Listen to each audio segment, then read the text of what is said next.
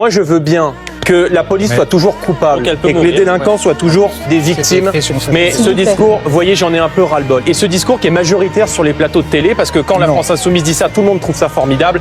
Mais les Français, ils soutiennent les policiers. Et je vais vous dire, les policiers, ce sont des mères et des pères de famille qui, tous les jours, lorsqu'ils quittent leur famille, lorsqu'ils quittent leur femme, leur mari, leurs enfants, ils savent qu'ils mettent leur vie en danger pour protéger celle des autres. Et bien souvent, quand ils rentrent, ils ont la peur au ventre. Ils ont tous en tête l'horrible attentat qui a été commis à Magnanville contre des policiers qui ont été tués par des terroristes islamistes. Ils ont tous en tête leurs collègues de Viry-Châtillon, dans l'Essonne, qui, il y a quelques années, ont été bloqués dans une voiture.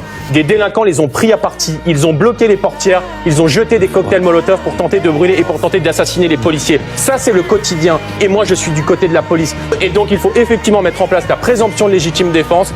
Il faut beaucoup plus de policiers. Et là, je pense que tout le monde est d'accord sur ce sujet. Mais il faut surtout une politique en matière pénale qui soit beaucoup plus ferme et beaucoup plus efficace. Les policiers nous disent quoi? On arrête systématiquement les mêmes. On les arrête parfois le jour même. 2 heures après, on réinterpelle les mêmes personnes qui sont connues 10, 20, 30, 40 fois, qui ont des cartes de fidélité au commissariat. Et donc, il faut supprimer les remises automatiques de peine. Il faut rétablir des peines planchées, créer des places de prison, expulser les délinquants et criminels étrangers. Et croyez-moi qu'en faisant un peu le ménage, eh bien, on va remettre de l'ordre dans le pays.